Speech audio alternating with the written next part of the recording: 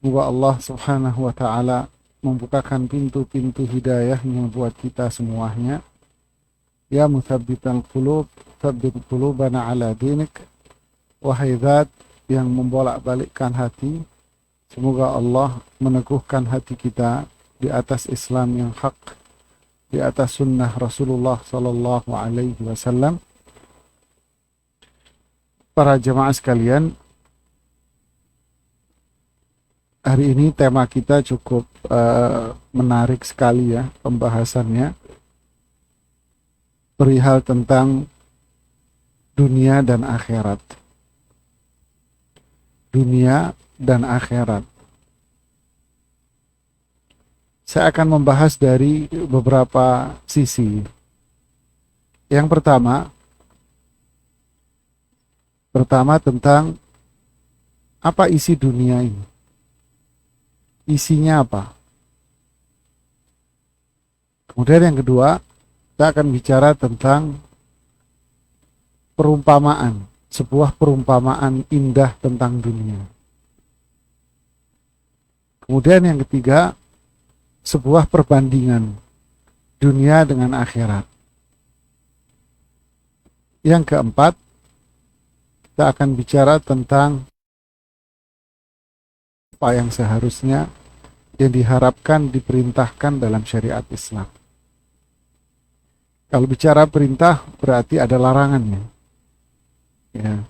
Bicara perintah berarti ada larangannya. Kira-kira 4 poin ini yang ingin saya bicarakan dalam waktu, insya Allah nggak terlalu lama lah bahasannya. Yang pertama, ad-dunya. Sebagian ulama mengartikan dunya ini berasal dari kata ad-dunu, dana yadnu. Dunya yaitu artinya sesuatu yang dekat. Sesuatu yang dekat. Dunya sesuatu yang dekat. Memang benar dunia ini dekat. Pendek umurnya. Dunia ini dekat dan pendek umurnya. Isinya apa? Dunia ini nah, dijelaskan oleh Allah Subhanahu wa taala di dalam Al-Qur'an tentang isi dunia. Seperti dalam surat Al-Imran pada ayat yang ke-14. Allah bicara tentang isinya dunia ini apa. Di surat Al-Imran ayat 14 ini Allah berfirman, Zuyyina linnasi hubbus syahwat. Kecintaan terhadap syahwat ini memang bagian dari manusia. Apa syahwat itu? Syahwat itu isinya satu, inan nisa, perempuan. Ya, lawan jenis. Laki suka sama perempuan, perempuan suka sama laki-laki. Yang kedua, wal banin, suka dengan yang namanya keluarga dan keturunan. Yang ketiga adalah harta. Wal qanatiril muqantarah, harta berupa emas, perak, al khailil musawwamah, kuda, ya kalau sekarang kendaraan, ya. Wal an'ami wal harth, ya, peternakan, pertanian, artinya ladang-ladang bisnis, usaha. Dzalika mata'ul hayatid dunya. Inilah yang namanya mata'. Apa itu? Kesenangan dunia. Ini namanya kesenangan dunia. Isinya apa? Syahwat.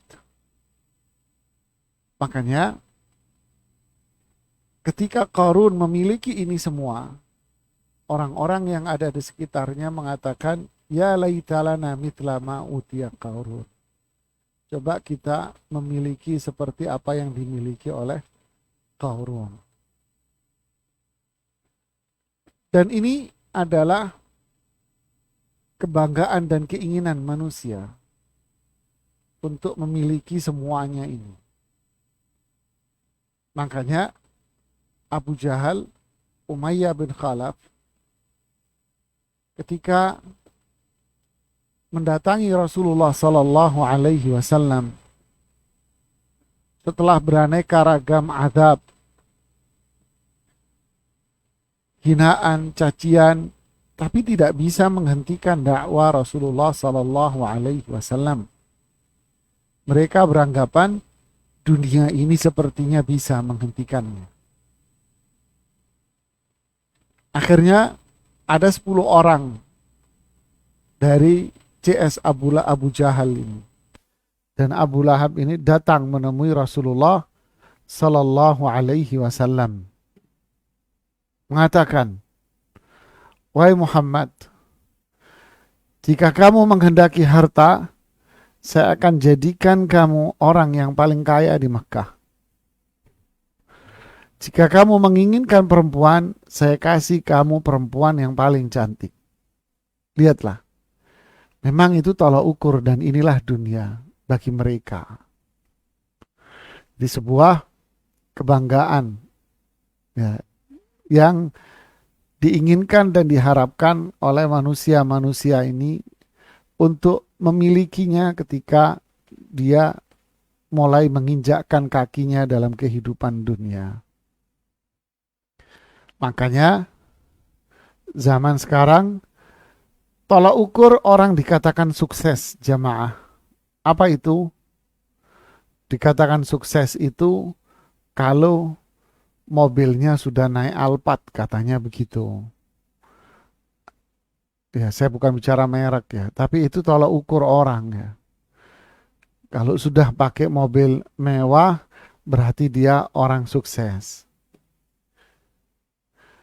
Kalau rumahnya sudah di komplek menengah ke atas, wah ini sudah sukses. Kalau bahasa bapak-bapak di komplek pensiunan, ketika ditanya, gimana Pak anaknya yang itu? Jawaban mereka apa? Alhamdulillah, anak saya sudah jadi orang. Nggak tahu, selama ini belum jadi orang rupanya. Nggak tahu, belum jadi apa anaknya. Anak saya sudah jadi orang, Alhamdulillah. Oh iya, iya. Yang kemarin menikah, yang waktu itu menikah, sekarang dia sudah beli rumah di komplek itu. Sudah punya rumah sendiri, dan ini sudah ada mobil sendiri. Doain ya, yang kecil ini, biar jadi orang. Masih tinggal sama saya di rumah. Jadi yang kecil belum jadi orang dia. Nggak tahu jadi apaan dia Mas ya. Padahal rumahnya juga rumah riba kok kreditnya. Mobilnya juga mobil riba gitu ya. Demi mengisi dunia ini dengan isinya tadi itu, akhirnya manusia melakukan apa saja. Yang penting terisi kehidupan dunia ini dengan varian-variannya tadi itu. Ini sebuah fenomena yang nggak bisa dipungkiri. Rasulullah SAW bercerita tentang bayi yang bisa berbicara. La yatakallamu fil mahdi illa talat. Tidak ada bayi orok yang bisa ngomong, kecuali ada 3 bayi. Nabi Isa, bayi Juraij, dan bayi dari seorang perempuan yang digendong. Suatu hari ini bayi digendong sama sang ibu. Lalu apa yang terjadi? Tiba-tiba ada di hadapan sang ibu ini seorang laki-laki yang berpenampilan keren. Mungkin sekarang bajunya branded, bermerek. Ya, bajunya bermerek. Sepatunya bermerek. Ya, pakai jam tangannya juga mungkin jam tangan Rolex. Mobilnya mewah. Ya. Orang tua ini, sang ibu ini bilang, tapi ini cerita zaman jahiliyah dulu. Sang ibu ini mengatakan, "Nak, semoga kamu ntar kalau udah gede kayak dia. Itu cerita zaman jahiliyah, bukan zaman sekarang. Ntar nak kalau udah gede kamu jadi kayak dia. Sang anak ini bicara, ya Allah, jangan jadikan aku seperti dia.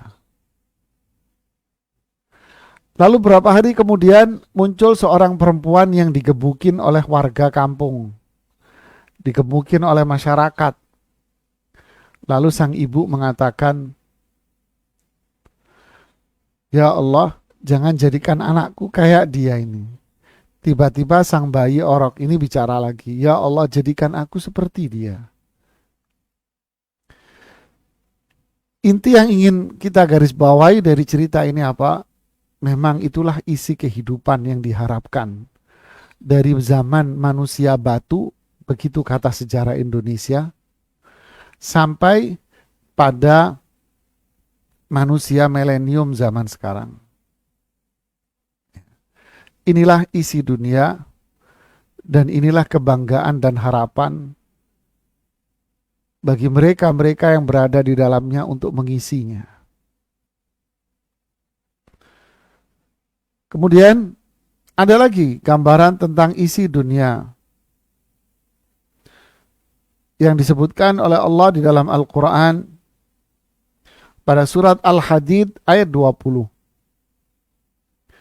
Allah bilang apa?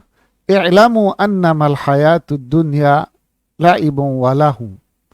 Ketahuilah kehidupan dunia ini hanyalah la'ib, main-main saja. Lahu, banyak hal-hal yang tidak bermanfaat. Wazinah, isinya perhiasan-perhiasan duniawi. Tafakhur, bangga. Bainakum, di antara kalian. Watakathurun fil amwali wal aulad, dan berlomba-lomba untuk banyak-banyakan harta. Inilah hakikat dunia.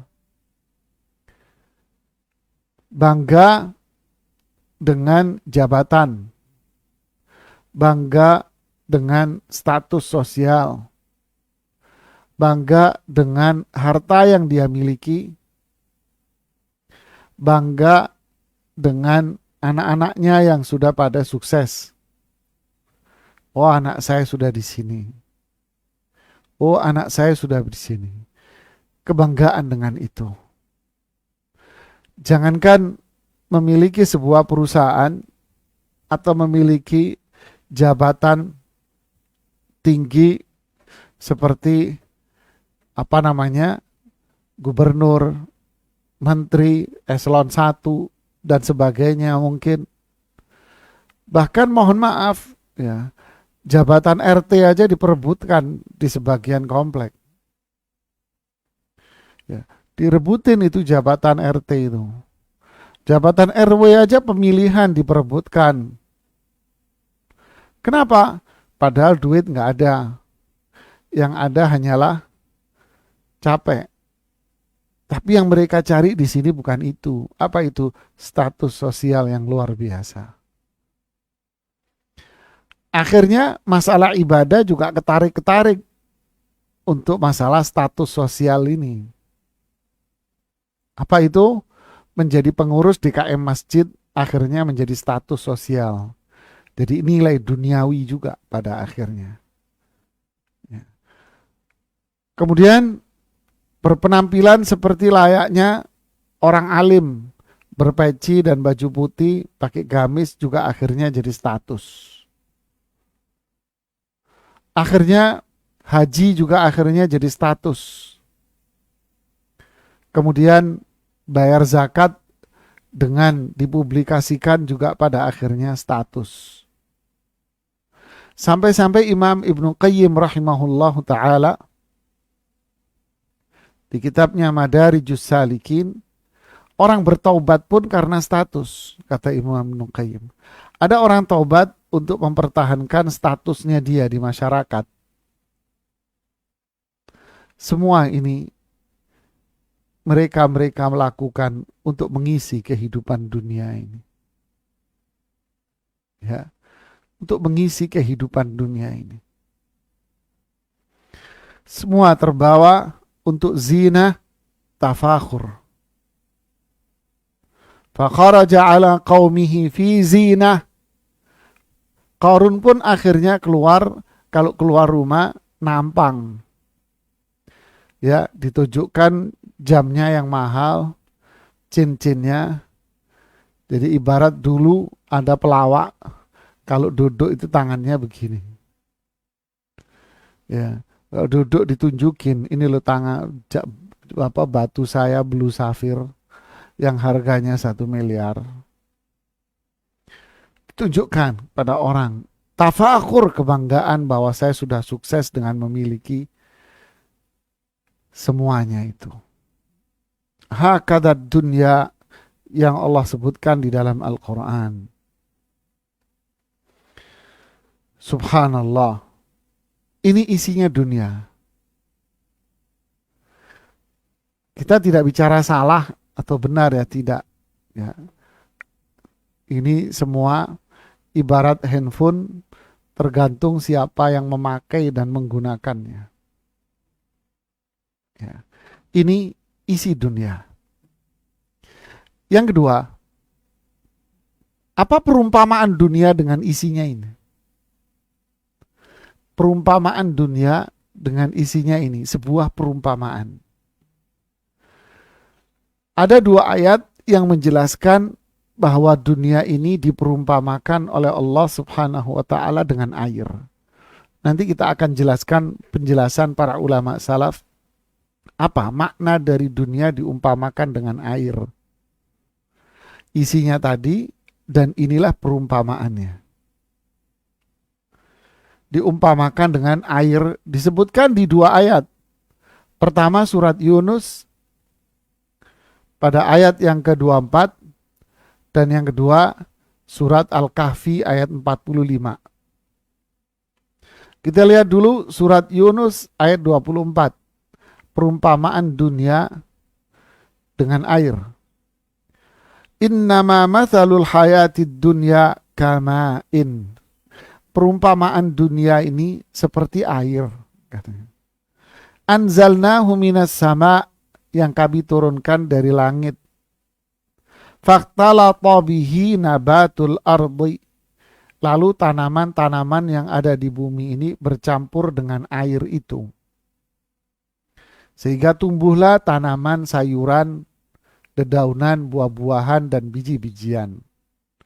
Mimma ya'kulun nasu wal an'am. Dan itu akhirnya jadi konsumsi manusia dan makanan ternak pula. Hatta idza akhadhatil ardu zukhrufaha, ketika bumi ini sudah sampai pada tingkat kesuburannya. Wazayyanat, sudah mulai hijau, semuanya tumbuh, buahnya, bijinya, bunganya, daunnya, sayurannya, semuanya tumbuh hijau nan indah. Wa dhanna ahluha annahum qadiruna 'alaiha. Para pemiliknya ini sudah menganggap bahwa dia bakal bisa memanen isinya. Dia bisa memanennya. Ya, isinya semua bakal dia ambil dipanen. Ataha amruna laylan aw nahara. Tiba-tiba di malam hari terjadi angin, hujan, badai, malam atau siang hari, yang menjadikan semua tanaman itu ludes, kena banjir, longsor, habis. Seperti yang terjadi di hari-hari ini. Faja'alnaha hasida. Maka kami jadikan tanaman-tanaman tadi itu terputus semua, nggak jadi dipanen. Ka'an lam taghna bil ams. Sepertinya kemarin juga nggak ada. Kayak nggak ada. Demikianlah tanda-tanda kebesaran Allah ini dijelaskan bagi orang-orang yang memiliki akal. Lihatlah perumpamaan dunia diumpamakan dengan sebuah air. Ya, air turun, kemudian terjadi kehidupan, semua subur, tapi ini nggak lama. Habis itu terjadi lagi kemarau atau banjir, habis semua selesai. Ayat yang kedua bicara tentang perumpamaan dunia dengan air ini, yaitu surat Al-Kahfi ayat 45. Wadrib lahum mathalal hayatid dunya kama'in. Buatlah sebuah perumpamaan kehidupan dunia ini ibarat sebuah air. Anzalnahu minas sama kami turunkan dari langit, kemudian air ini, kemudian tanaman itu bercampur dengan air, lalu tumbuhan indah dan sebagainya dan sebagainya. Seperti itu. Perumpamaan dunia, sebuah perumpamaan dunia dengan air. Kenapa Allah mengumpamakan dunia ini dengan air? Apa titik temunya? Kita baca penjelasan dari Imam Al-Qurtubi di dalam tafsirnya. Beliau mengatakan, apa maknanya? Maknanya adalah pertama, ya, yang pertama, perumpamaannya ini. Annal ma'a la yastaqirru fi mawdi'in.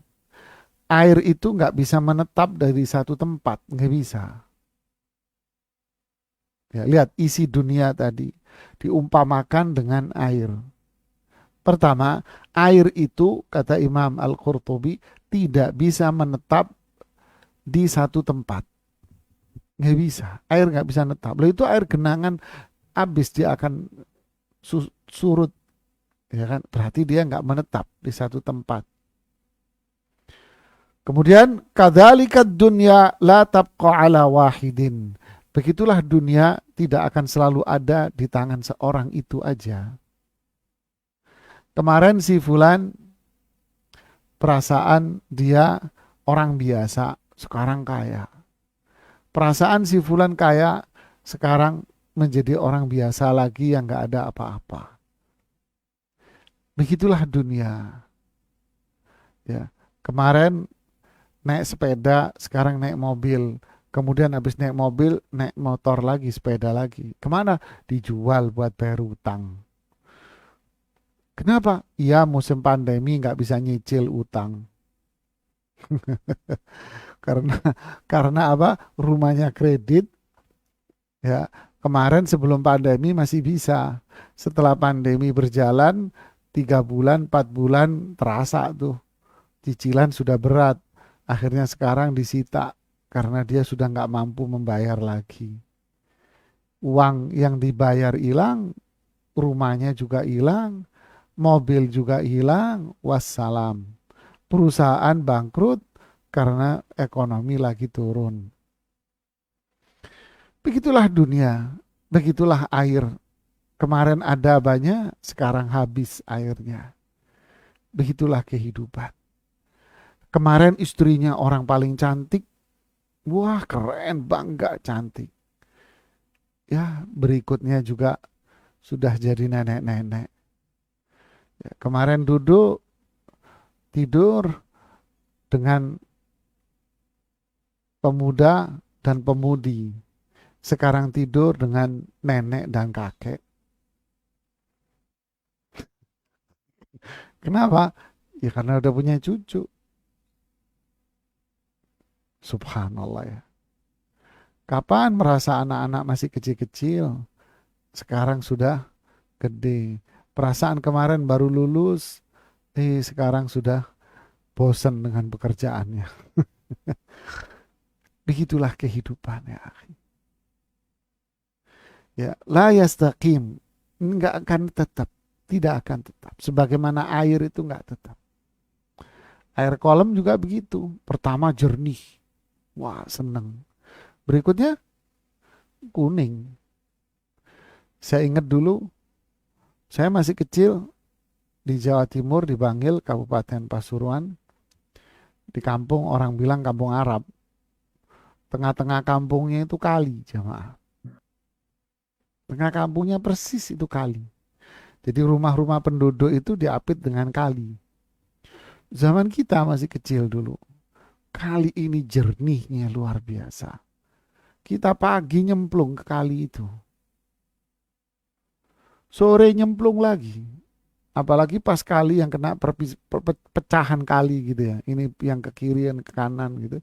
Wah itu kan tumpukan air di situ banyak. Mandi, nyemplung, lompat dari atas. Jernih luar biasa. Siang, agak siangan dikit jam segini, banyak pendulang emas datang. Ini saya serius, saya masih kecil dulu. Pendulang emas bawa apa itu kayak nampan gitu, ya, yang terbuat dari besi itu. Mereka nggak tahu apa namanya itu. Duduk di situ, ngambil pasir di kali itu, terus didulang begini sama dia, dibersihin, dapat emas gini, dapat emas di kali. Ya, itu setiap hari. Sekarang kita pulang, aduh jijik ngelihatnya tuh air. Begitulah kehidupan dunia. La yastaqir, tidak menetap di satu tempat dalam kondisi yang sama. Begitulah kehidupan dunia. Mobilnya limited edition. Sekarang tua. Ya, begitu dunia. Jemaah. Ini yang pertama yang dijelaskan oleh Imam Al-Qurtubi. Yang kedua, annal ma'a la yastaqimu ala halatin wahidah kadzalika dunya. Air itu tidak menetap. Air itu akan jalan gerak kemana-mana. Begitulah dunia.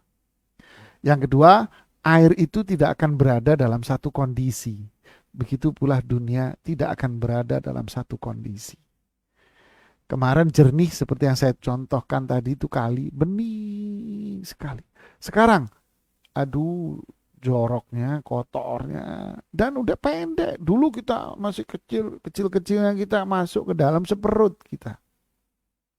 Yang pas pertemuan dua alur aja, pertemuan dua ini itu bisa segini sedadak. Dulu saya masih kecil. Dadanya anak kecil ya. Sekarang sama anak kecil sebetis nggak nyampe. Sebetis nggak semata kaki. Itu pun kotoran yang nggak keruan. Ya, demikianlah jemaah. Air tidak akan berada dalam kondisi yang sama. Kalau tadi tidak menetap di satu tempat, dan yang kedua tidak berada dalam kondisi yang sama. Begitulah dunia. Ya, kemarin gadis, sekarang sudah punya anak. Sekarang anaknya gede, berikut dipanggil eyang dan apa namanya? Nenek kakek. Subhanallah. Kemudian berikutnya Imam Al-Qurtubi mengatakan annal ma'a la yabqa wa yadhhab katalika dunya tafna. Dunia itu akan air itu akan lenyap dan hilang. Demikianlah dunia akan lenyap dan hilang. Tidak fana. Dunia itu akan lenyap pula. Sebagaimana air itu akan hilang. Kita pegang air nih di tangan. Ya akan hilang, jamaah. Begitu pula dunia. Kita pegang hilang. Kemarin senang dapat untung banyak. Wah, dapat seminggu, 2 minggu, 3 minggu, uangnya kemana? Ya habis jemaah. Begitulah dunia. Allahu Akbar. Kemudian yang keempat, Imam Qurtubi mengatakan, annal ma'a la yaqdir ahadun an yadkhulahu wa la yabtal. Ya, tidak ada satu orang pun yang masuk ke dalam air lalu dia tidak basah, enggak ada. Ada orang masuk ke kolam renang, terus nyemplung kolam renang. Atau masuk ke laut, kemudian keluar dari kolam renang, bajunya semua masih kering. Ada? Oh nggak ada. Kalau ada yang ngaku begitu bisa wali masukin rumah sakit jiwa. Ya, nggak ada ceritanya. Orang masuk ke dalam air pasti basah. Apa maksudnya? Maksudnya kata Imam Al-Qurtubi adalah beliau mengatakan kadzalika dunya la yaslamu ahadun dakhalaha min fitnatiha wa afatiha. Demikianlah dunia. Ketika seseorang masuk ke dalam dunia, dia tidak akan bisa terlepas dari fitnahnya dunia. Halo. Demikianlah manusia. Ketika masuk dalam dunia, dia tidak akan bisa terlepas dari yang namanya fitnah dunia. Masuk dalam dunia perkantoran. Ngelihat perempuan-perempuan yang gemerlap kinclong. Apa yang terjadi? Perselingkuhan dan perzinaan di mana-mana. Dunia medis dan dokter sama Anda juga. Bukan Anda, lingkungan Anda. Berapa banyak perselingkuhan dokter dengan perawat? Ya, salah seorang direktur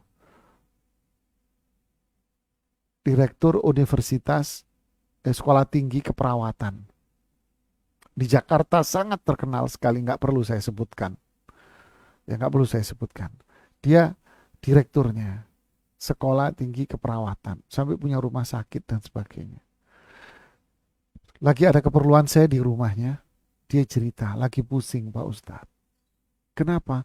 Banyak calon-calon perawat dan apa namanya bidan S3, S3, S1 ya, yang S1 ataupun D3, S1 ya, mungkin ini cerita dulu ya, masih ada D3 kali ya. Itu sebelum menyelesaikan studinya, masih di tahap tingkatan akhir, itu banyak yang mengundurkan diri. Ngobrol di ruang tamunya sama saya. Bilang, kenapa? Ya, banyak di antara mereka itu hamil di luar nikah. Loh, lah kok bisa? Jujur Ustadz, saya ngomong belak-belakan karena ini di rumah saya nggak ada orang, katanya dia. Nah, kenapa? Ya, perselingkuhan dengan yang lainnya. Sejawat, iya. Seprofesi medis, iya. Fala haula wala quwata illa billah. Begitulah dunia perkantoran. Bos dengan sekretaris. Ya, mana ada sekretaris laki-laki? Sekretarisnya perempuan. Dan mana ada perempuan umur 40-an jadi sekretaris? Itu sangat jarang. Kalau sudah 40 ke atas jadi sekretaris sudah di waktu untuk pensiun. Yang dicari sekretaris umur berapa? Kinclong. Hakata dunia. Kalau sudah masuk basah. Ya, subhanallah jamaah. Lalu Imam Qurtubi mengatakan, annal ma'a idza kana biqadrin kana nafi'an munbita. Air itu kalau diambil secukupnya, maka itu bermanfaat. Tanaman bermanfaat, manusia juga bermanfaat. Nah, ini dunia medis tahu, orang konsumsi air berlebihan dalam tubuhnya berbahaya. Begitu juga tanaman kita kasih air berlebihan, apalagi anturium, mati itu anturiumnya. Ya. Wa idza jawazal miqdar kana dharan muhlika. Kalau airnya itu dikasih berlebihan, maka akan berdampak buruk dan membinasakan. Begitulah dunia. Jika diambil secukupnya akan bermanfaat buat dia. Tapi kalau dia berlebihan, maka akan berdampak buruk pada dirinya. Inilah dunia. Isinya dunia itu ini. Dan inilah perumpamaan dunia. Ya, masuk ke dalamnya basah, becek, fitnah dunia, maka terjadilah apa yang disebutkan oleh Allah di dalam Al-Quran. Apa itu? Alhaakumut takatsur. Ya. Takatsur akhirnya mereka. Membinasakan mereka dalam kehidupannya. Subhanallah. Orang-orang kaya jarang di rumah. Jarang di rumah. Yang menikmati isi kulkas siapa? Sang pembantu. Yang menikmati isi rumah, sang pembantunya. Kenapa? Yang ini sibuk mengejar dunia. Isi kulkas dapur habis, pembantu tinggal telepon, Pak, Ibu habis. Oh iya kamu belanja, nih saya kasih duitnya. Belanja deh. Yang ini sono, yang ini sono. Kejar sana, kejar sana. Allahu Akbar, walillahil hamd. Ya, dari sono, dari sini. Ya, mohon maaf, kehidupan dokter. Karena ini pengajian dokter. Habis subuh praktek di rumah sakit A. Siangan dikit pindah rumah sakit B. sampai siang. Sore sampai tengah malam pindah ke rumah sakit C. Karena jatahnya 3 rumah sakit C. Pulang jam 11 malam. 10 jam 11 malam. Loh kok malam-malam? Iya karena tengah malam hitung-hitungan sama sales obat dari perusahaan.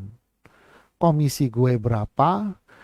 Ayo saya mau pengen ganti mobil. Mau nggak tuh perusahaan obat ngasih saya mobil? Saya tahu ya karena bocoran banyak pembisiknya. Ini pulang. Ya, ibarat lampu itu sudah berapa watt ini sisanya. Pagi-pagi subuh-subuh harus keluar lagi. Ini apa yang dicari dalam kehidupan? Sampai sholat pun akhirnya disediain sajadah di dekat meja prakteknya sini. Disediain. Ya alhamdulillah masih sholat. Tapi sangat disayangkan tidak tahu jalan menuju masjid. Sampai masjid dekat rumahnya aja nggak tahu lewat mana. Tapi jalan menuju praktek dan rumah sakit apal. Bisa gimana? Gimana ini? Nama obat begitu apal karena memang pekerjaan. Tapi syarat dan rukun sholat yang lebih dari pekerjaan dia sejak kecil juga kagak apal-apal. Ya, syarat rukun sholat apa? Nggak tahu, nggak apal. Tapi obat apal. Padahal lebih dulu mana syarat rukun sholat sama nama obat? Hah? Lebih dulu mana? Lebih dulu kita sholat. Kata ya ikhwah. Ternyata kita lebih mengisi diri kita dengan dunia yang ibaratnya sebuah air. Ya, ini air, inilah air. Ya. Lalu saya akan sebutkan lagi beberapa ayat bagian yang ketiga. Apa itu? Sebuah perbandingan antara dunia dengan akhirat. Nah, ini yang menjadi inti bahasannya kan. Sebuah perbandingan dunia dengan akhirat. Baru yang ketiga sikap. Apa sikap kita? Beberapa ayat yang menyebutkan tentang perbandingan dunia dengan akhirat itu seperti apa? Balance dunia dengan akhirat, balance enggak? Orang bilang jangan lupain dunia dong. Ya, dunia ya teruslah harus dikejar. Ya, kalau Anda bekerja seakan-akan nggak mati-mati. Kalau Anda sholat seakan-akan mau mati besok. Wadah, ya nggak bener lah. Padahal Rasulullah SAW nyuruh apa? Ingatlah kematian. Ingat mati terus. Ingat mati terus. Mau kerja juga ingat mau mati. Ya, kerja ingat mati juga. Ya. Jadi ungkapan kalau bekerja jangan ingat kematian. Anggap kamu hidup selama-lamanya. Ini hadis nggak benar ini. Berarti kalau mau kerja nggak usah ingat mati. Berarti apa? Tidak usah kita mengingat namanya halal haram. Nggak usah. Kenapa? Nggak ingat mati kok. Mau hidup selama-lamanya. Itu yang disebutkan dalam Al-Quran. Yahsabu annama lahu akhladah. Mereka menganggap hartanya bisa menjadikan dia kekal selama-lamanya. Seakan-akan hidup selamanya.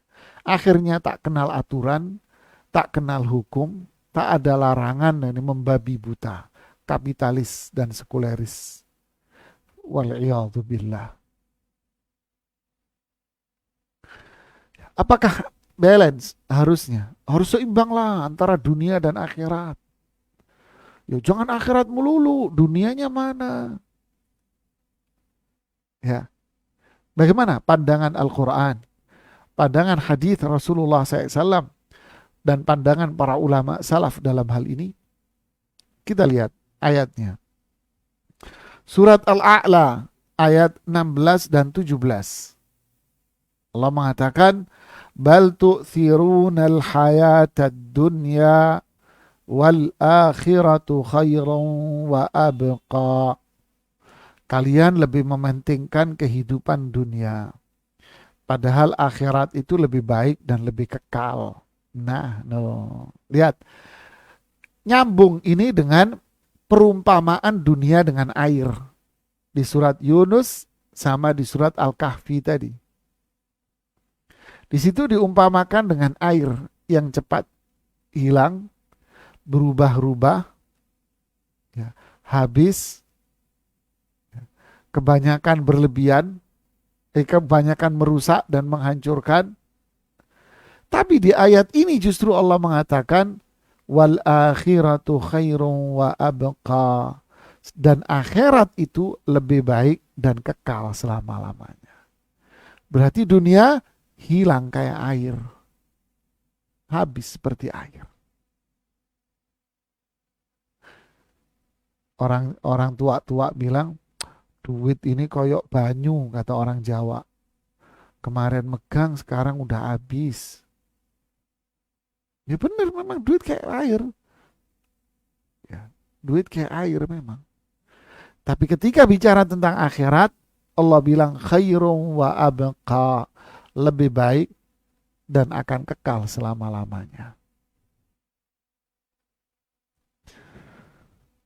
Subhanallah. Suatu hari Rasulullah SAW lagi duduk bersama para sahabat. Tiba-tiba tangan Rasulullah SAW ini ingin menggapai sesuatu. Ingin gapai sesuatu, ingin ngambil sesuatu. Kemudian Rasulullah mengatakan, tahukah kalian tadi apa? Aku ditunjukkan oleh Allah buah di surga. Kalau sebutir saja saya ambil, berhasil saya ambil, maka sebutir ini buah anggur, umpama sebutir anggur surga diambil, akan lebih baik dari dunia dan seisinya. Allahu Akbar. La maudhi'u sawtin fil jannah, tempat gantung cambuk, rotan, gantungan, hanger, tempat gantungan itu khairun minad dunya wa ma fiha, lebih baik dari dunia dan seisinya. Khairun wa abqa, inilah akhirat. Ya Allah, masa buah sebiji doang lebih baik dari dunia dan seisinya? Iya. Tapi manusia yang terjadi adalah apa? Ya ibarat orang haus, ya udah, tu'thirunal hayatad dunya. Kalian lebih mementingkan kehidupan dunia. Ibarat orang puasa Ramadan gitu kan, udah jam 1. Waduh, ngelihat kolak pengen kolak, ngelihat ini kepengen ini, ngelihat ini pengen, semua pengen dia beli. Semua pengen dia beli. Padahal kalau sudah waktunya tiba, ya sedikit sudah kenyang. Terfitnah manusia dengan kehidupan dunia. Padahal itu sirna dan hilang. Sedangkan akhirat jauh lebih baik dan lebih kekal. Ayat yang lain. Surat Al-Anfal ayat 6-7. Turiduna aradad dunya wallahu yuridul akhirah. Kalian menginginkan kekayaan dunia. Kalian menginginkan kekayaan dunia, perhiasan dunia. Tapi Allah menginginkan akhirat buat kalian. Ya. Allah menginginkan kita akhirat. Di ayat yang lain, cerita tentang Fir'aun. Cerita tentang Qarun. Ya, cerita tentang Qarun. Apa itu? Fakharaja ala qaumihi fi zinati. Kalau keluar rumah, semuanya penuh dengan kemewahan. Qala alladzina yuriduna al-hayatad dunya. Mereka yang menginginkan kesuksesan dunia seperti yang tadi, ya laita lana mithla ma utiya Qarun. Coba kita sukses seperti Qarun. Innahu ladu hadzin azim. Sukses ya Qarun ya. Sukses benar nih Qarun. Qala alladzina utul ilm. Adapun orang yang punya ilmu. Wailakum sawabullahi khair. Celakalah kalian. Pahala Allah jauh lebih baik dari itu semua. Ya, pahala Allah jauh lebih baik dari itu semua. Liman amana wa amila soliha, bagi mereka yang beriman dan beramal saleh. Keren. Lihat ya. Jadi apa yang ada pada akhirat, pahala, kemuliaan akhirat jauh lebih mulia daripada orang terkaya sekalipun. Imam Ibnu Qayyim menyebutkan tentang keutamaan zikir di kitab Al-Wabilus Sayyib dan menyebutkan ucapan para ulama salaf dengan mengatakan nikmatnya orang yang berzikir kepada Allah. Lau alimal muluku ala ma nahnu fi. Andai raja-raja pemilik kekayaan-kekayaan yang begitu besar itu mengetahui begitu nikmatnya kita berada di dalam zikir dan ibadah ini, la jaladuna bisuyuf. Mereka akan nyambuk kita bukan dengan rotan tapi dengan pedang nyambuknya. Kenapa? Iri. Mereka memiliki kekayaan hebat tapi mereka tidak punya kebahagiaan. Gundik-gundiknya banyak. Ya. Gundik-gundiknya banyak, hartanya banyak, emas, ini semua mereka punya, pesawat mereka punya, tapi tak ada kebahagiaan. Mereka akan iri dengan orang yang rajin ibadah, makan hanya nasi sebungkus. Inilah apa yang ada di sisi Allah jauh lebih mulia. Dan itulah kebahagiaan yang hakiki. Subhanallah. Dan masih banyak ayat-ayat lain yang menggambarkan itu. Menggambarkan ini semua. Ya, perbandingan akhirat jauh. Makanya kata para ulama, kalau Anda lagi kepengen sesuatu, pengen dunia, perkara dunia. Saya pengen ini, pengen mobil, pengen rumah, pengen ini, pengen ini. Baca doa ini. Allahumma la aisha illa aishul akhirah. Ya Allah, gak ada hidup yang bahagia kecuali di akhirat nanti. Nanti keinginan Anda akan hilang. Nanti keinginan-keinginan dunia Anda yang macam-macam dan aneh-aneh akan hilang dengan membaca doa Allahumma la aisha illa aishul akhirah. Ya Allah, tidak ada kehidupan kecuali kehidupan akhirat. Subhanallah. Makanya dari ini tentang perbandingan ini bagian yang ketiga, banyak hadis-hadis yang menceritakan tentang itu. Seperti hadis Jabir bin Abdullah radhiyallahu taala anhu yang disebutkan dalam hadis dalam riwayat Imam Muslim dalam sahihnya, disebutkan pula oleh Imam Ahmad, Imam Bukhari dalam Adabul Mufrad, Abu Dawud dari Jabir bin Abdullah radhiyallahu taala anhu, anna Nabiya SAW marra bis-suq. Suatu hari Rasulullah SAW berjalan di tengah pasar. Wan nasu kanafai. Manusia di pasar banyak, kanan kiri ini penuh dengan orang-orang. Famarra bijaddai asak mayyit. Di situ ada bangkai kambing, kambing bangkai yang cacat. Telinganya kecil sebelah. Jadi telinganya yang satu kecil, yang satunya gede panjang. Fatanawalahu, lalu diambil oleh Rasulullah SAW bangkai kambing yang cacat. Fa'akhadha bi'udhunai, dipegang telinganya yang panjang. Faqal ayyukum yuhibbu anna hadha lahu bidirham. Ayo siapa, kalau orang-orang di mal-mal, boleh ambil, ayo siapa yang mau beli ini 1 dirham saja, kata Rasulullah SAW. Ayo siapa mau ambil 1 di tengah pasar ini, di tengah mal, 1 dirham saja ambil ini, ayo bangkai. Faqalu, lalu orang-orang pasar mengatakan, ma nuhibbu annahu lana bisyai'. Kita nggak selera ini. Wa ma nasna'u bihi, apa yang harus kita perbuat dengan ia? Ini udah bangkai, cacat lagi. Lalu Rasulullah mengatakan, atuhibbuna annahu lakum. Oke, nggak usah bayar 1 dirham. Saya kasih hadiah kamu. Mau enggak? Mereka mengatakan, walau kana hayyan kana aiba. Andai ini hidup, ini cacat. Nggak ada orang yang berminat. apalagi bangkai. Faqal, lalu Rasulullah mengatakan, wallahi lad dunya ahwanu 'ala Allahi min hadza 'alaikum. Demi Allah, dunia lebih hina di mata Allah daripada bangkai ini. Kalau Anda nggak mau bangkai ini, dunia itu jauh lebih hina dari ini semua. Allahu Akbar. Lihatlah. Itulah isi dunia, dan inilah isinya dunia apa, perumpamaan dunia kayak air, inilah perbandingan dunia dengan akhirat. Akhirat, dunia ya kayak bangkai dibanding dengan akhirat. Kayak bangkai, bahkan lebih hina dari bangkai kalau dibanding dengan akhirat.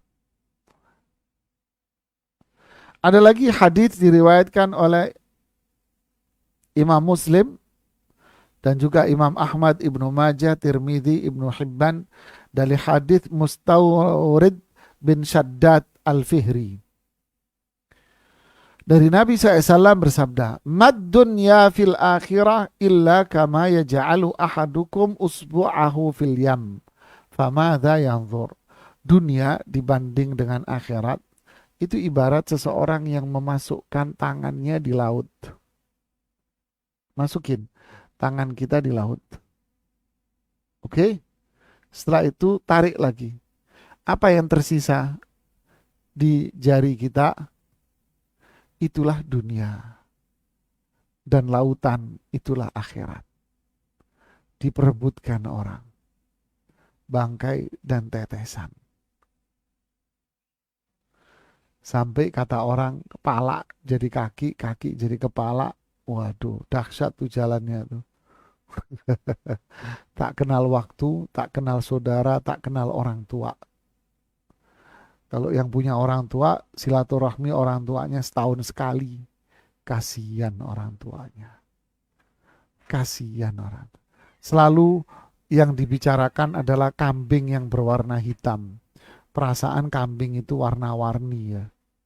Bukan warna-warni, warna lain ada. Putih, coklat. Kenapa kok yang selalu disebut kambingnya hitam? Selalu alasannya standar sibuk dan sibuk. Allahu Akbar. Kasihan orang tuanya. Kasihan anak-anaknya. Ketemu Sabtu Minggu itu pun kalau nggak ada pekerjaan.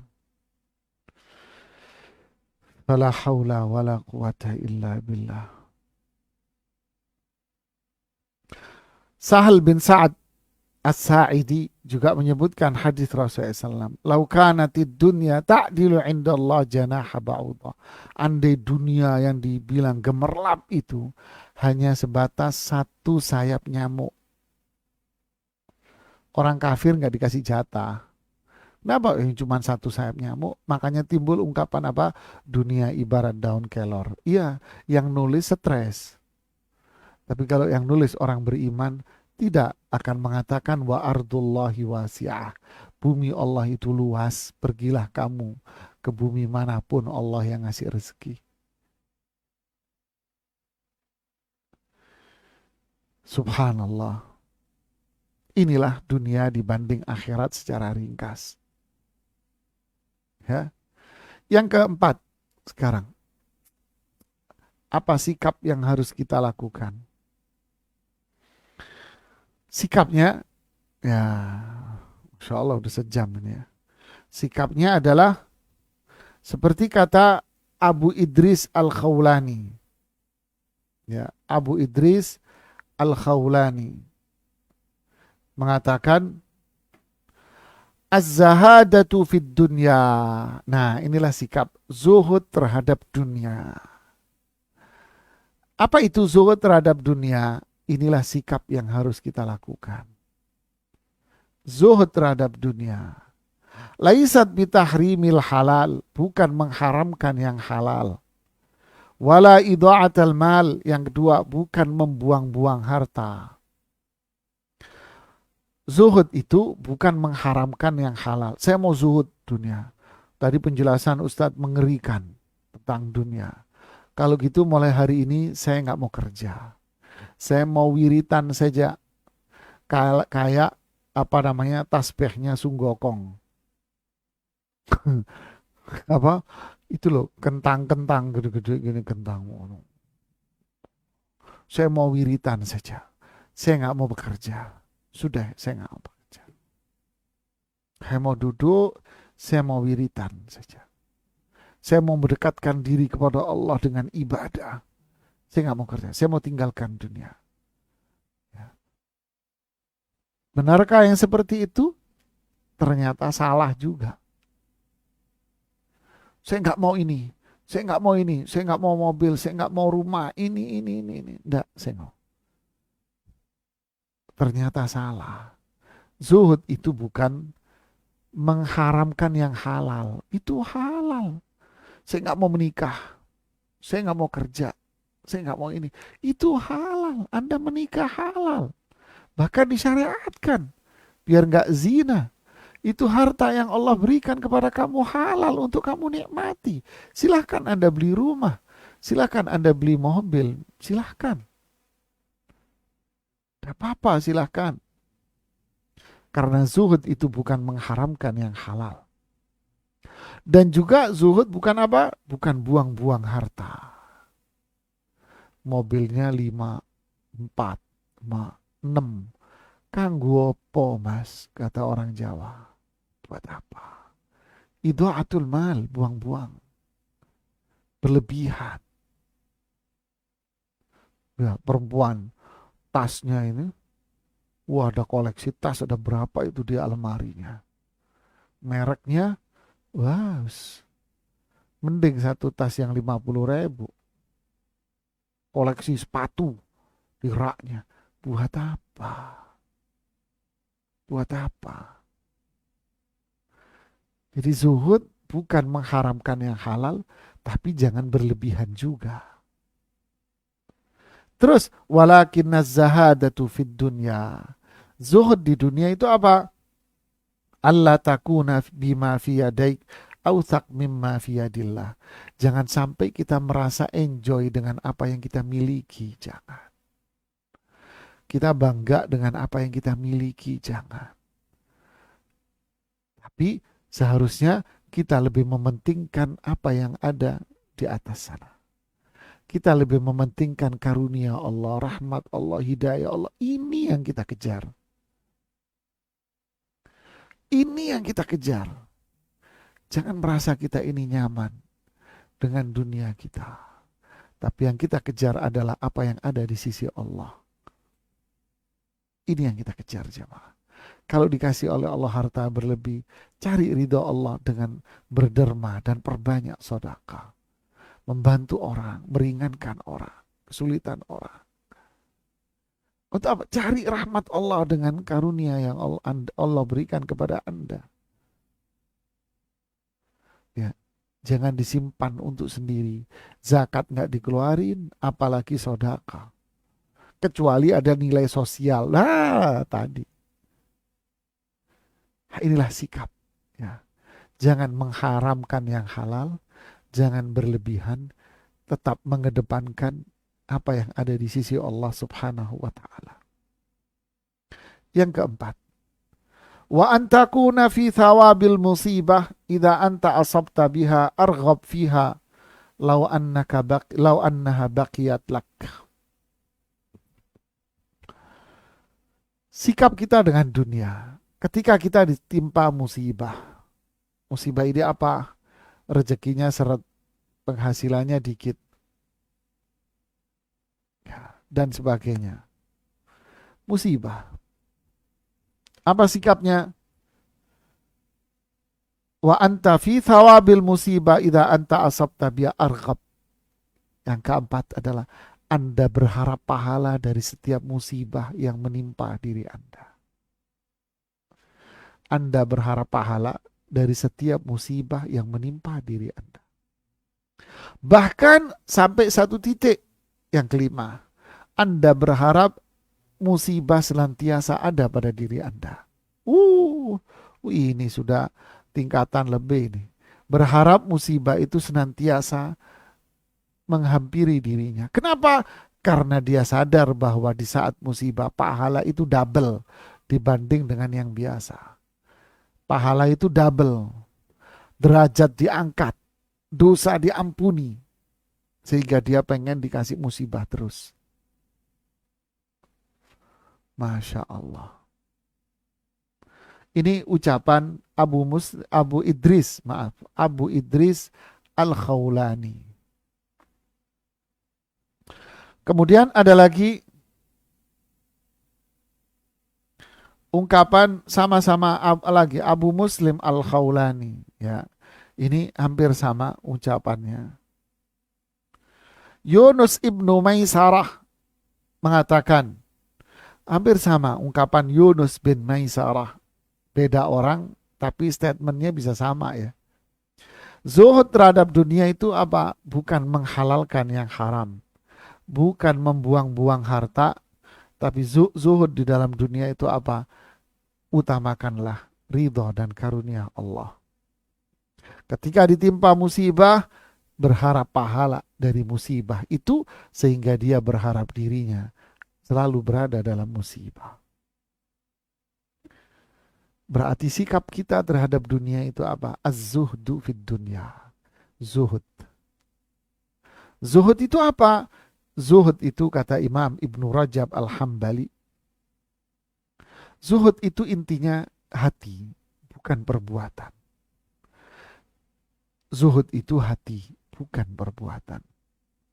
Jadi tidak bisa kita, kata Imam Ibnu Rajab, tidak bisa kita memvonis nih orang zuhud nih.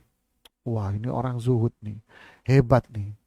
Karena zuhud itu pandangan kita apa? Tidak mau dunia. Ya kalau Anda nggak mau dunia nanti kabarin saya mau. Ya kan banyak orang mau. Ya. Jadi zuhud itu bukan perbuatan. Zuhud itu hati, jemaah. Jadi tidak bisa kita mengklaim seseorang atau menilai orang, ini orang zuhud nih. Luar biasa nih zuhud. Dari mana? Kusut, kucel, apa seperti itu? Zuhud itu hati. Zuhud itu hati. Tidak bisa seseorang itu memvonis orang atau menilai orang dengan dia tukang zuhud. Tidak.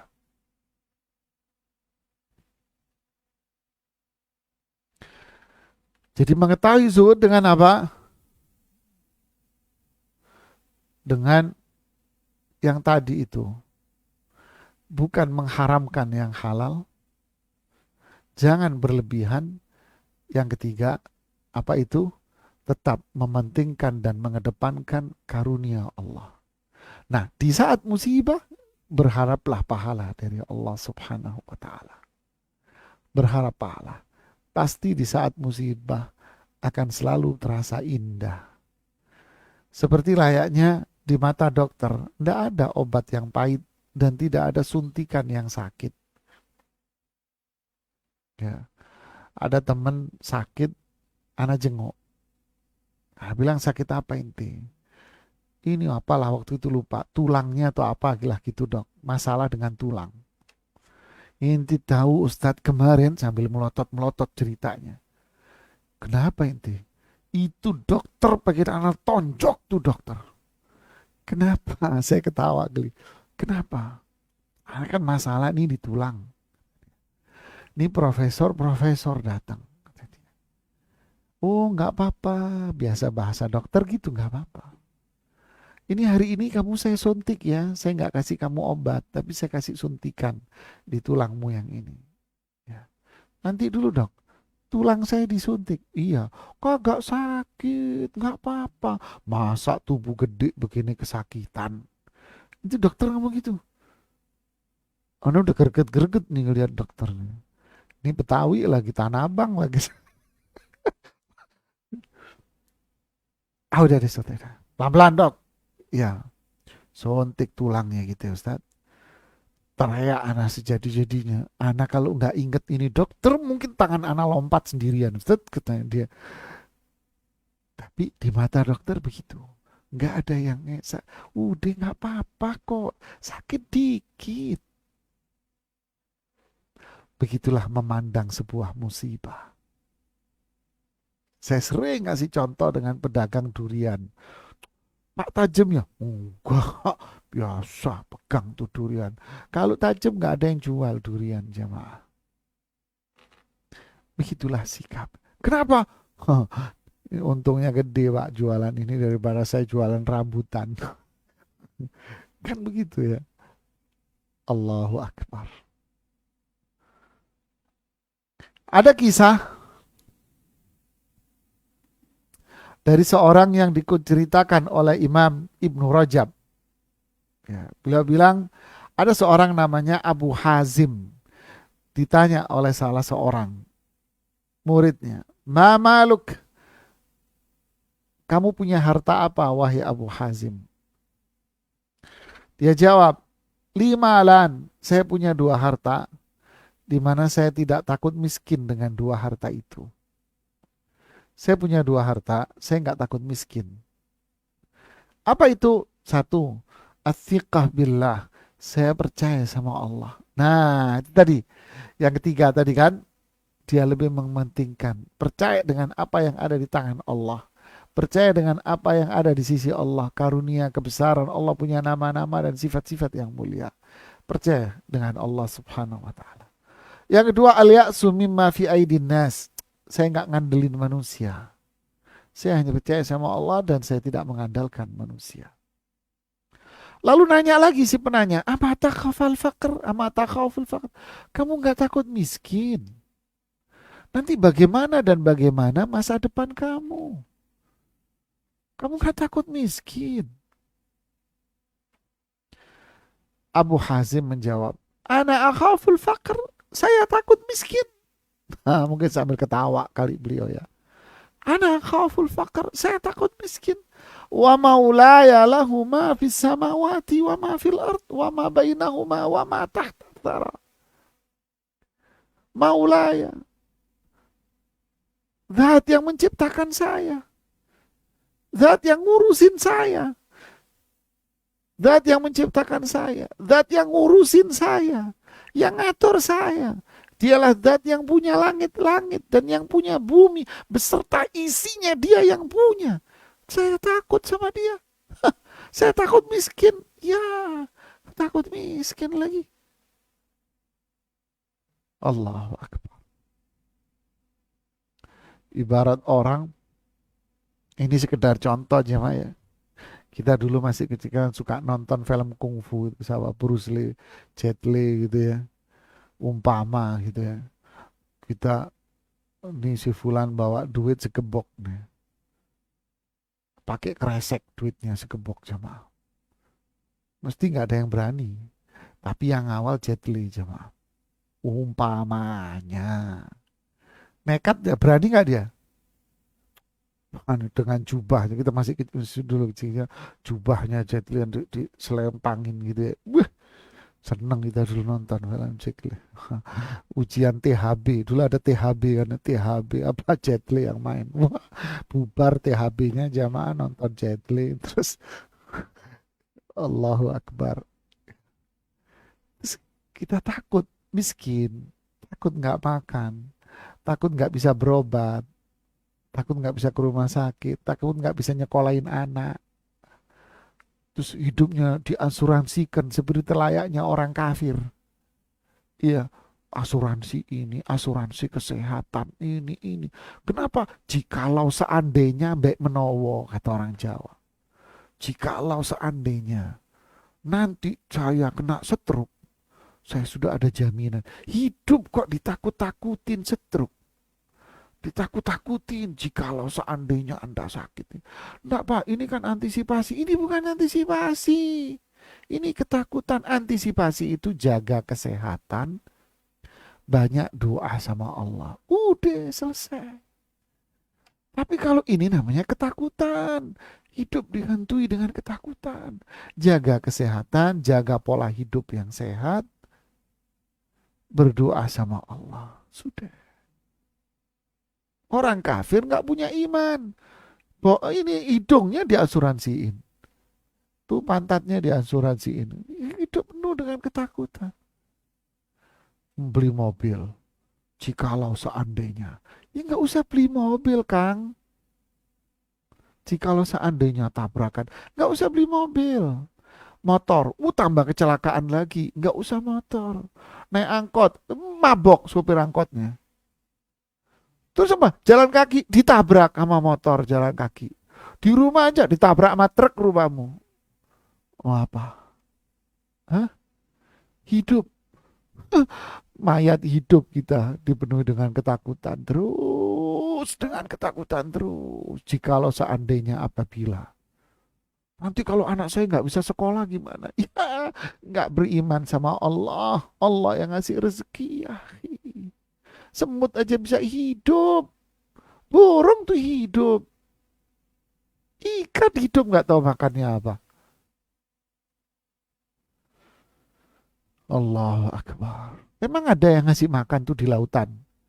Emang di empang dikasih pelet? Ya kan di empang disebar pelet. Wah, ya di laut siapa yang nyebar makanan? Siapa yang ngasih pelet? Siapa yang ngasih makanan itu? Allah yang ngasih. Burung, siapa yang ngasih biji-bijian? Ya Allah yang ngasih semua hidup. Semut, ya akhi, siapa yang jadi makanan binatang yang lain, tapi dia hidup. Bahkan gedung lantai 20 ada semut. Harusnya kan di tanah dia. Terus kita yang takut. Subhanallah. Subhanallah. Jadi inilah. Faman haqqaqal yakin. Siapa yang percaya sama Allah. Wathiqa billah fi umuri kulli. Diserahkan semua urusannya kepada Allah. Ridha dengan ketentuan Allah subhanahu wa ta'ala. Dia tidak berharap dengan sesama manusia. Dia tidak mencari dunia dengan sebab-sebab yang dilarang. Siapa yang memiliki itu, dialah orang yang zuhud yang sebetulnya. Saya ulangi lagi, ini bukan ucapan saya. Ini ucapan Imam, siapa namanya? Ini ucapan Imam Al-Fudail Ibnu Iyad. Disebutkan oleh Imam Al-Baihaqi. Maaf, ini ucapan Ammar bin Yasir, seorang sahabat. Apa itu? Siapa yang yakin sama Allah, menyerahkan semua urusannya kepada Allah, ridho dengan apa yang sudah Allah tentukan terhadap dia, tidak tergantung dengan manusia, tidak mencari dunia dengan cara-cara yang dilarang dalam syariat Islam. Inilah orang zuhud. Selain dari yang tiga tadi. Ya. Siapa yang yakin sama Allah, disandarkan semua urusannya kepada Allah, ridho dengan apapun yang sudah Allah tetapkan berikan kepada dia, tidak tergantung sama manusia. Mencari dunia, tetap dia bekerja mencari dunia. Ayo cari dunia biar kaya. Kalau nggak kaya nggak bisa naik haji, nggak bisa sedekah, nggak bisa sodako jariah, nggak bisa bangun masjid, nggak bisa bangun pesantren, nggak bisa sedekah, ya, nggak bisa punya tabungan akhirat. Cari dunia biar punya sedekah jariah, biar punya tabungan, tapi tidak dengan cara yang haram. Siapa yang punya ini? Dialah yang zuhud dan dia yang punya sikap yang diridhoi terhadap kehidupan dunia. Ya, barakallahu fik. Mungkin ini yang bisa saya sampaikan. Semoga bermanfaat buat saya dan kita semua. Wallahu a'lam bishawab. Silakan kalau ada yang mau bertanya langsung, ya mungkin ada yang raise hand. Silakan. Ada bertanya. Atau yang chat silakan dibacakan. Ya, Afwan izin bertanya Pak Ustadz. Saya pernah dengar tausiah salah satu khotib sholat Jumat bahwasanya Muslim yang kuat itu adalah Muslim yang kuat ekonominya, kuat wawasannya dan kekuasaannya agar bisa membantu sesama Muslim yang lemah, memberikan manfaat yang baik untuk sekitarnya dengan harta yang dimilikinya. Namun yang saya tanyakan, apakah Muslim yang lemah itu adalah Muslim yang lemah ekonominya, lemah imannya, kurang hartanya, kurang ilmunya, meskipun taat menjalankan agamanya? Bukankah penghuni surga itu adalah dalam sebuah riwayat kebanyakan orang-orang yang miskin di dunia? Jadi definisi muslim yang kuat itu seperti apa Ustadz? Mohon nasihatnya.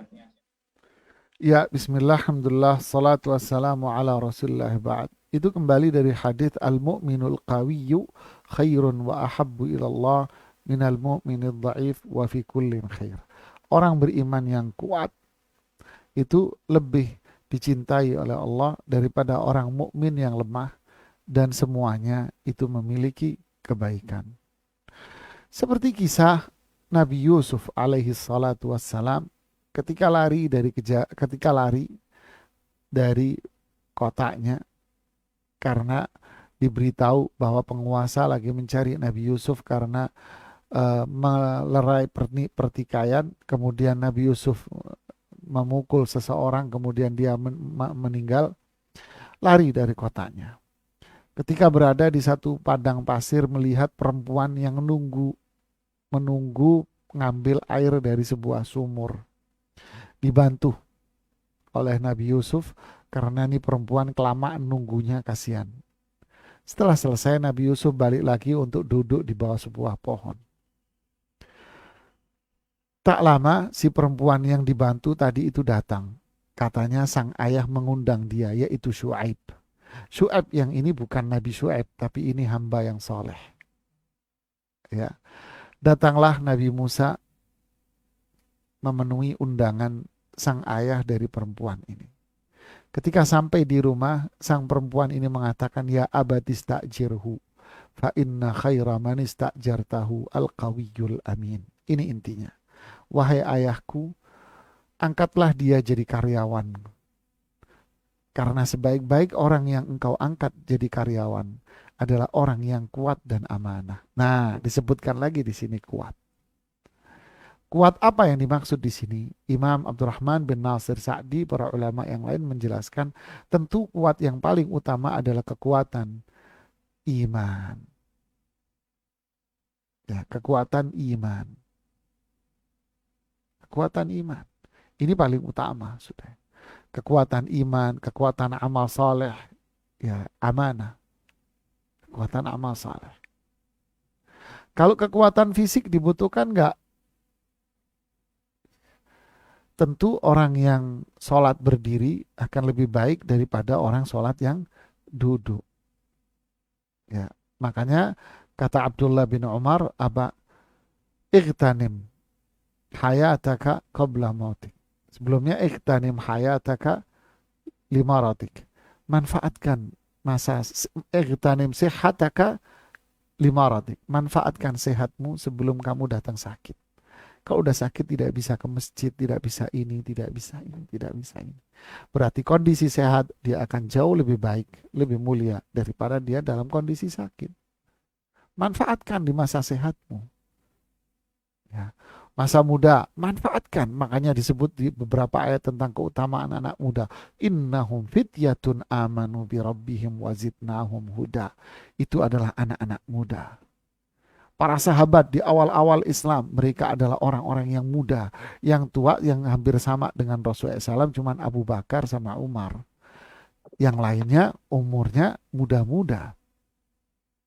Ya, semua muda-muda di awal-awal Islam. Jadi manfaatkan masa muda, kekuatan. Makanya hadis 7 golongan yang dilindungi oleh Allah pada hari kiamat. Siapa?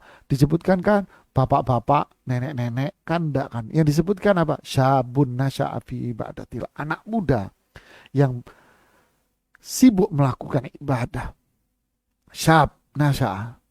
Warajulun qalbu mu'allaq bil masajid. Anak muda yang hatinya terikat. Lah kalau sudah bapak-bapak pensiun terus enggak dapat keutamaan ini. Dapat dia keutamaan. Cuman anak muda yang lebih utama. Masa yang terpengaruh labil, tapi hari-hari itu dipakai sama dia untuk dekat dengan Allah. Orang kaya, ya tentu lebih baik dari miskin. Kenapa? Karena dia bisa bersedekah, dia bisa zakat, dia bisa sedekah. Khairu ma yakhlaful mar'u ba'da mauti. Sebaik-baik apa yang ditinggalkan seseorang ketika dia sudah wafat. Idza mata ibnu Adam, kalau seseorang wafat terputus semuanya kecuali 3. Di antaranya apa itu? Sedekah jariyah. Kalau dia nggak punya duit nggak bisa jariyah.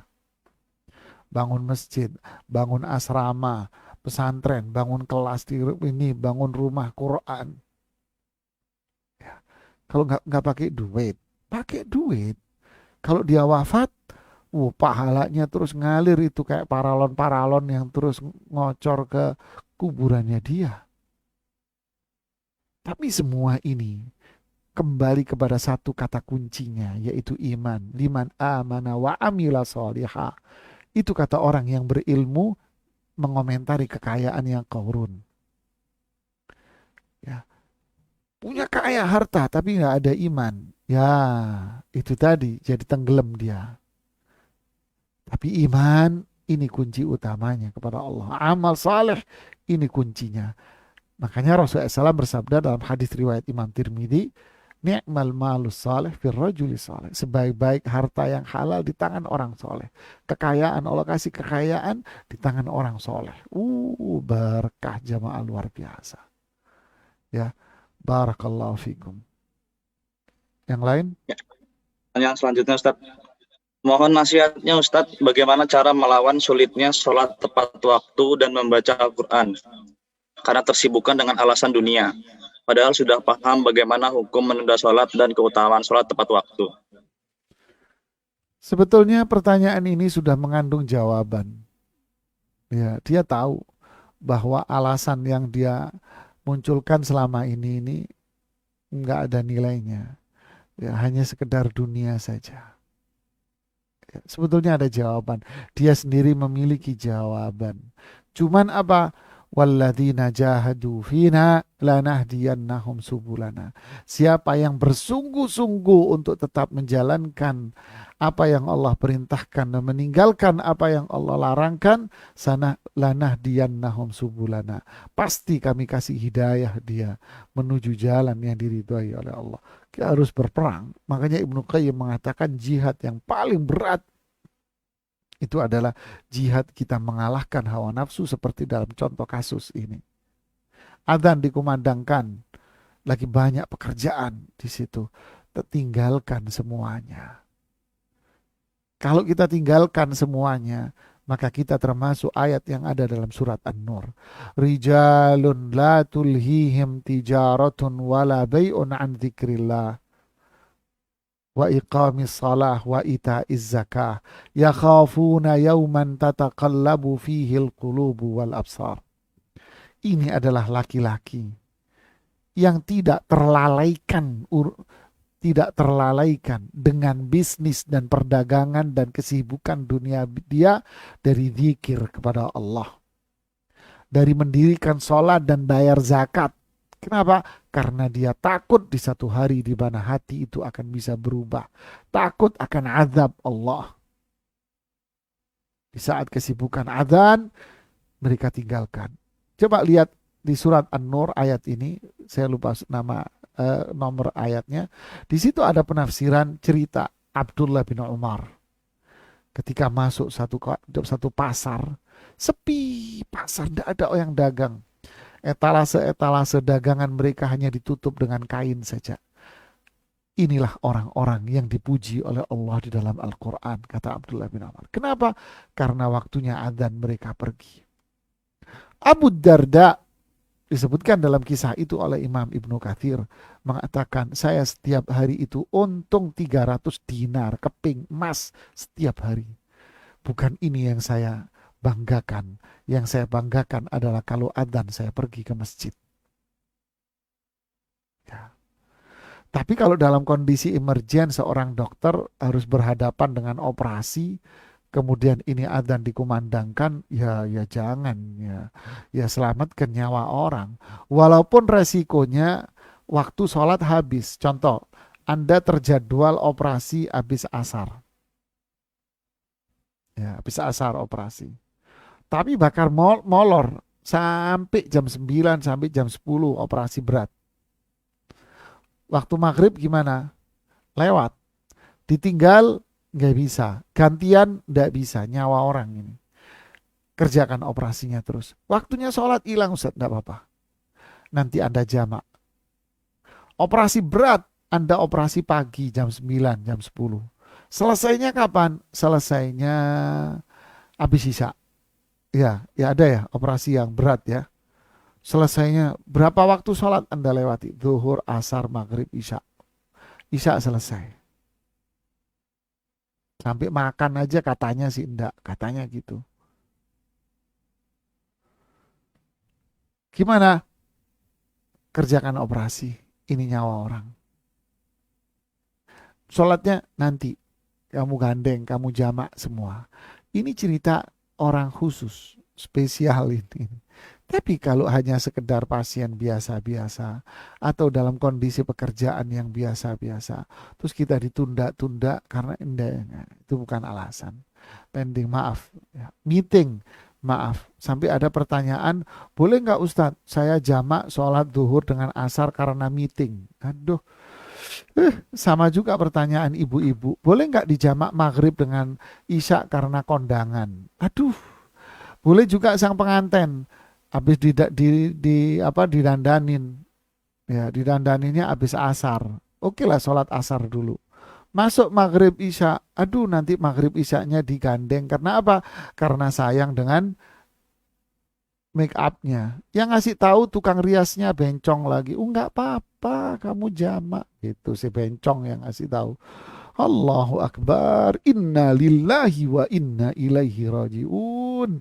Ya tidak boleh. Ketika kalau sudah itu terjadi, maka kita termasuk dalam apa? Wailun lil musallin alladzina hum an salatihim sahun. Celaka, binasa, azab neraka bagi orang yang sholat.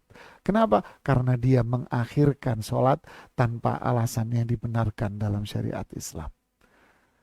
Wallahu alam. Ya, selanjutnya Nah, Afwan Ustaz, ada yang mau bertanya langsung Ustaz? silahkan.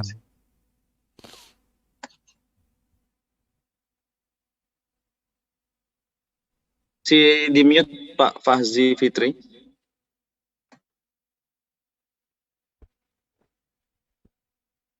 Belum Pak, masih termute Pak.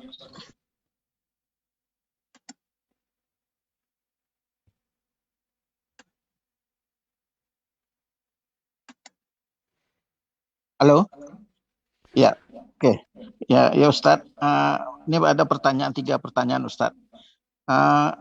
Di mana kita bisa melihat sekarang ini keadaan-keadaan seperti banjir, gempa, dan juga dengan banyaknya fitnah-fitnah di dunia ini. Apakah ini suatu tanda memang sangat-sangat dekat kiamat ini? Kalau seandainya nanti kiamat pertama dari kiamat kubro, ya kiamat pertama kubro kan, apakah ini suatu matahari di barat ya Ustaz? Apakah dengan waktu pertama datang ini, tanda-tanda waktu mau kiamat kubro ini, apakah bisa dalam bentuk waktu 1 hari kah? Dalam bentuk hari atau dalam bentuk bulan? Atau sesuai dengan fase-fase, misalnya fase 1 sampai 5 itu disesuaikan misalnya setelah adanya Dajjal sekian lama, ya sekian tahun dan sekian tahun, apakah bisa timbulnya dalam bentuk hari kah atau dalam bentuk bulan? Itu yang pertama. Kemudian apakah dengan turunnya Imam Mahdi, kita misalnya dapat bersalaman dengan Imam Mahdi? Insya Allah kalau memang ini kita dapat, apakah dimungkinkan kita bisa masuk surga? Dan kalau kita berjumpa dengan Dajjal, apa kira-kira tindakan kita? Apakah kita harus membaca surat Al-Kahfi? Karena ini dimungkinkan surat Al-Kahfinya panjang, terlalu panjang, atau mungkin ada bacaan-bacaan yang lain yang dimungkinkan kita bisa terhindar dari Dajjal. Kemudian yang ketiga, apakah dosa riba ini misalnya dapat diampunkan oleh Allah? Kalau bila tidak diampunkan oleh Allah, apa yang akan kita dapatkan nanti di akhirat? Mungkin itu 3 aja Ustaz. Makasih. Assalamualaikum warahmatullahi wabarakatuh. Ya, bismillah, alhamdulillah, salatu wassalam rasulullah ba'd. Ini luar biasa nih pertanyaan Bapak ini. Sepertinya Bapak sering merenung nih. Sehingga muncul pertanyaan-pertanyaan yang seperti itu ya. Pengen ketemu Imam Mahdi terus mau salaman sama Imam Mahdi. Bapak, kiamat itu ada 2 Pak. Ya, ada kiamat kecil dan ada kiamat besar. Ya, ada kiamat kecil, ada kiamat besar. Kiamat kecil itu banyak. Ya, banyak sekali. Dan Rasulullah Shallallahu Alaihi Wasallam mengatakan, "Bu'ithtu ana was-sa'atu kahatain." Saya diutus oleh Allah sedangkan kiamat itu sudah seperti ini. Itu dari zaman Rasulullah, Pak. Sudah berapa abad? Ya silakan dihitung sendiri. Dari zaman Rasulullah Shallallahu Alaihi Wasallam beliau sudah bilang, saya diutus oleh Allah, kiamat itu sudah begini, sudah dekat gini. Ini dari zaman Rasulullah SAW. Ya. Jadi tanda-tanda kiamat kecil itu semuanya sudah terjadi. Ya, semuanya sudah terjadi. Tapi itu tadi kapan? Yas'alunaka 'anis sa'ati ayyana mursaha. Qul innama ilmuha inda rabbi. Mereka bertanya tentang hari kiamat.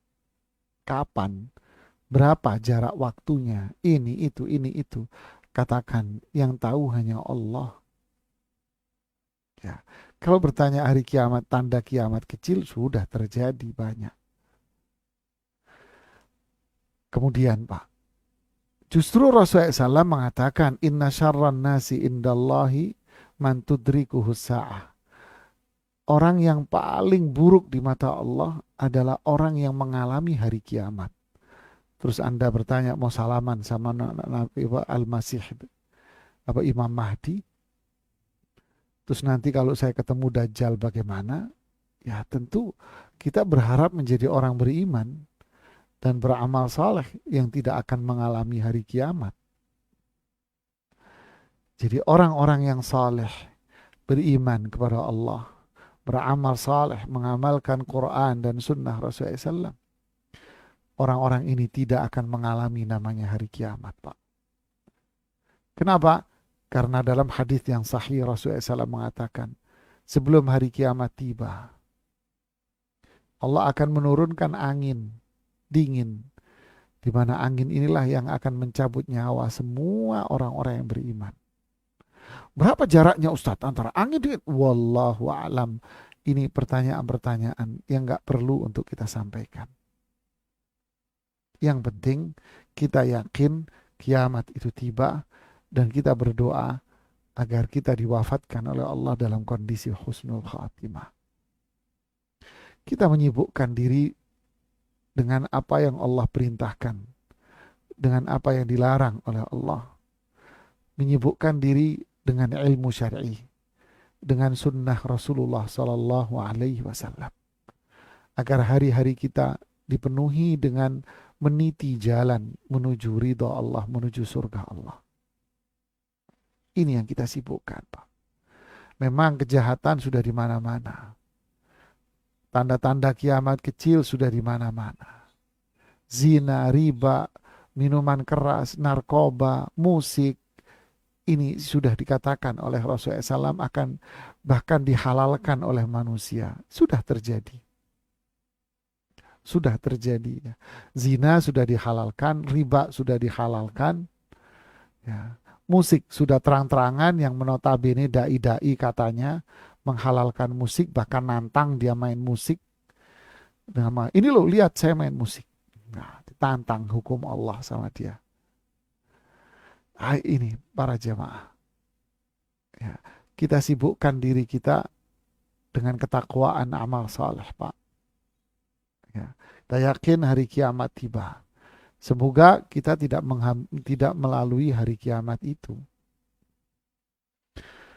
Kemudian pertanyaan yang ketiga, Bapak. Dosa riba kalau masih ada bagaimana? Ya. Maksiat itu kan ada dosa. Ada 3, Pak, dari kemaksiatan yang kita lakukan. Dampaknya. Apa itu dosa? Bekas dari dosa, bekas-bekasnya. Yang ketiga adalah dampak buruknya. Kalau darah, ada bekas darah, ada dampak buruknya. Virus, ada dampak dari virus, bekasnya, ya, ada dampak negatifnya. Begitulah 3 ini selalu ada. Ya, 3 ini selalu ada. Dosa, bekas dari dosa, bekas-bekasnya dosa, dan dampak buruk dari dosa. Oke, ini Ibnu Qayyim menjelaskan di Madarijus Salikin. Riba itu larangan. Kalau kita terjang ada dosa riba, dosa riba akan menghasilkan bekas dalam hati kita. Ada bekasnya, menghasilkan dosa lalu menghasilkan bekasnya. Lalu kalau ada bekasnya berarti ada dampak buruknya. Nah, kalau kita tidak tobat dari ini, berarti kita memikul dosa.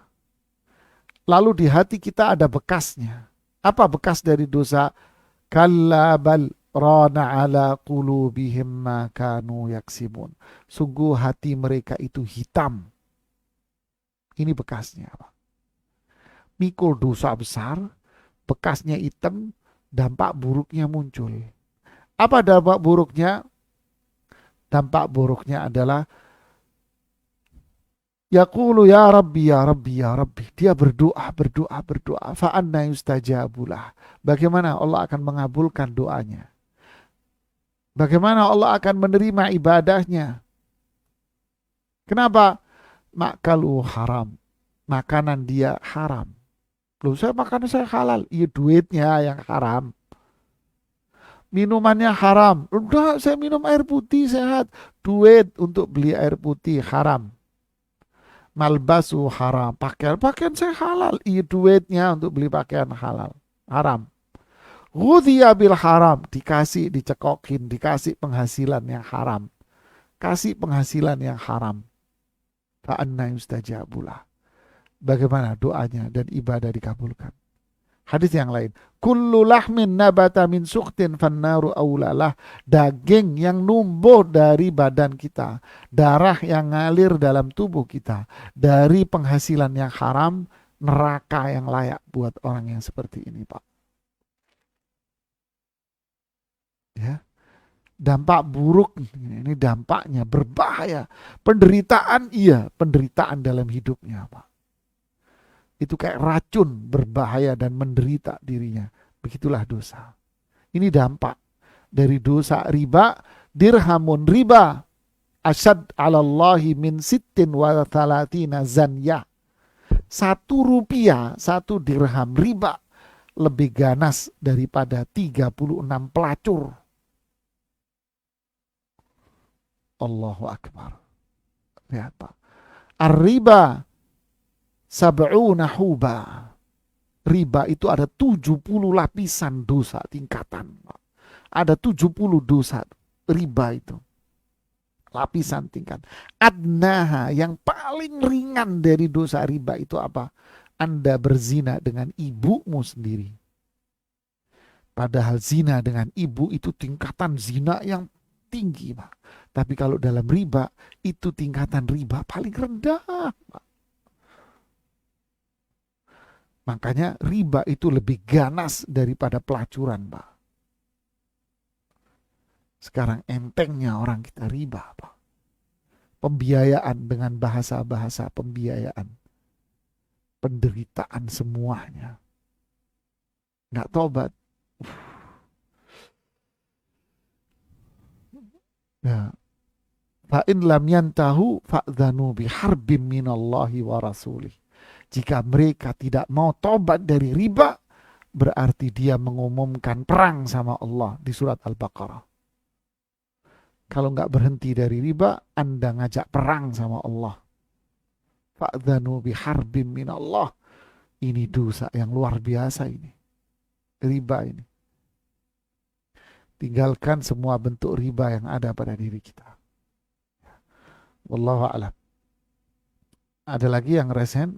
Izin satu pertanyaan terakhir, Ustaz. Ya. Silakan kepada yang saya buka, Ibu Yulianti.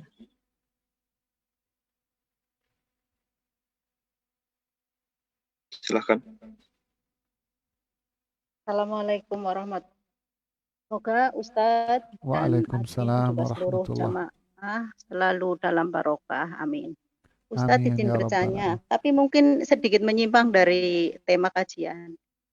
Jadi tadi kan Ustadz menyinggung tentang sholat jamaah takhir tadi yang ibu-ibu itu yang bertanya mungkin apa maksudnya sebagai contoh dari Ustadz. Jadi saya ingin bertanya ini Ustadz, kan kita sebagai wanita, maksudnya bukan kita lah, kami sebagai wanita, ada kalanya kan haidnya itu bersih di waktu asar.